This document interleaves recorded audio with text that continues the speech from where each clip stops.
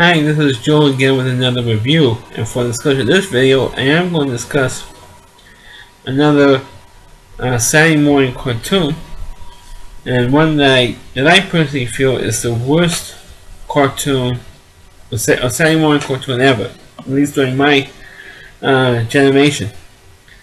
Now, which is the 1977 and 78 season of The New Adventures of Batman and Robin. Now, not getting confused with the 1990s animated series with the on Fox, and then eventually retitled Batman and Robin for Saturday morning, Saturday morning on Fox, and then eventually went to the WB network. And the WB network was created in the mid 90s. This cartoon aired on CBS, and it aired just one season, and this cartoon was god awful. Now, to my understanding is there was a Batman cartoon back in the 1960s, which and you've seen like bits and pieces of it on YouTube, because they haven't sat through a full cartoon on YouTube. The 1960s version, the 1977 cartoon series. All those episodes were eventually on YouTube, and unfortunately, the powers that be that run YouTube have taken those videos down because of copyright issues, at least here in the United States. I don't know if it could be seen in other countries. I don't know, because some countries are more lax with their copyright rules. Now, in 1977, the New Adventures of Batman and Robin. One interesting thing in this is that Alan West and Burt Ward, who are famous for playing Batman and Robin on the famous 1960s television show, lend their voices to characters. So it's kind of unique there in that situation. But it also does have background popping up from time to time. Excuse me.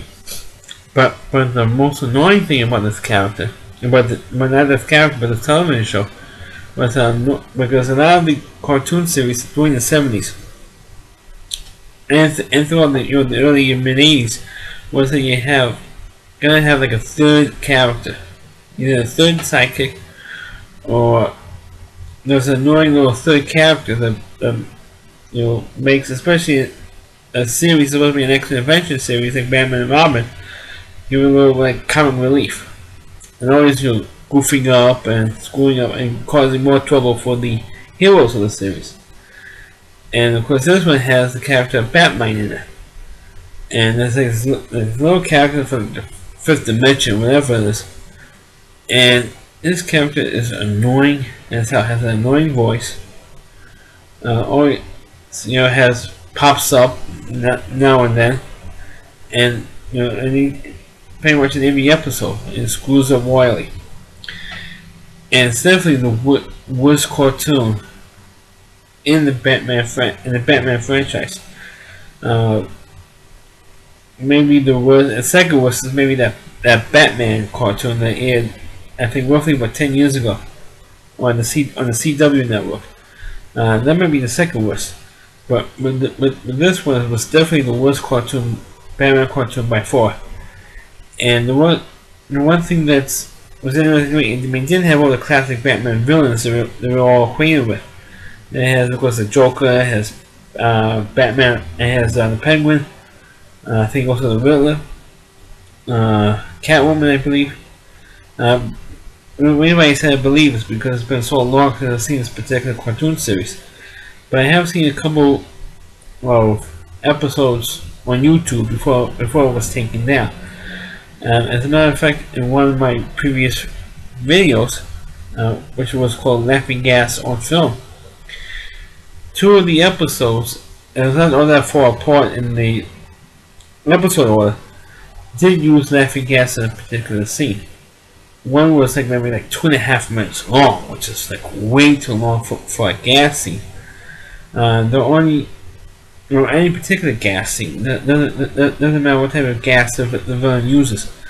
The only episode that was longer than that was a G.I. Joe episode, which was titled 20 Questions, which I might get it to do G.I. Joe eventually, but that was not a Saturday morning cartoon series.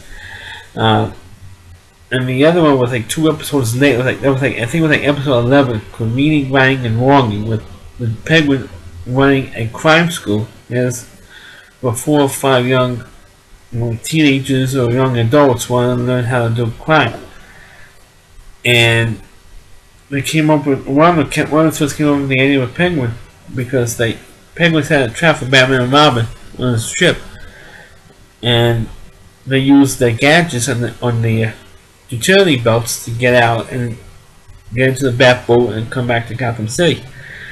He says, how am I going to get out of there? And I said, oh, it must be the utility belts, using the tools and the utility belts to get out. And if you get the utility belts, maybe you have the same powers as Batman and Robin. So that's where you got the idea.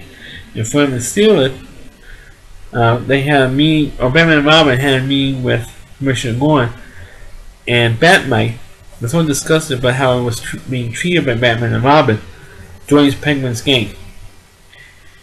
And so hey, Batmite, give these flowers to Batman and Robin for me. And he said, oh, what for? I said, oh, just for laughs. And then, of course, you know when Spectre's going to come. And the Penguin presses a button on his umbrella and laughing gas starts coming out. I don't know how in the world would ever sneak a tank of laughing gas into those cheesy little bouquet of flowers. I would never get that. I guess it's some cheat that the writers use in that cartoon, on that particular episode. And then gets sort of spraying Commissioner Gordon's office, and Commissioner Gordon, Batman and Robin, plus Batman was laughing. And Batman always starts to float all the time. Because in the air he's laughing and rolling around, laughing in midair. And it was annoying, and also because Robin had an annoying laugh. In that episode, I mean, his voice was so annoying, or his laugh was, and that lasted a couple of minutes, like about 2.5 minutes, the whole scene, because it shows that Penguin uses put another button on the brother, I think an extension claw, and grabs Batman's utility belt, and eventually Robin's utility belt. And they're using the same loop for the laughter in that scene, which was also kind of ridiculous. And the other episode, which was like episode 13, which was with the Joker, breaks out of jail, and he does crimes. Each crime with him being a letter of his name. So he breaks into the opera, he breaks out of jail, and then he disguises himself as Batman, gets into to an opera. And it's supposed to be like this big fancy opera. It has Commissioner Gordon, the mayor, some other politicians, and all that stuff. And he sprays the whole. And the Joker, dressed up as Batman, or disguised as Batman, sprays the whole crowd with laughing gas. And at the end of the scene, Commissioner Gordon wanted Batman arrested, and the real Batman shows up, and he wanted to have Batman arrested. So those were the 2 scenes. In the 2 episodes. Of course, at the end of the episode, he kidnaps Robin in there, and I'm giving it away. And then, of course, actually, Batman with the help of Batgirl saves Robin and stops the Joker. But there were other episodes, like one episode where Batman goes with Batman and Robin back to his home world, his home dimension, and stops Batmite's villain, or Batmite's adversary. And they did a 2-point episode on that.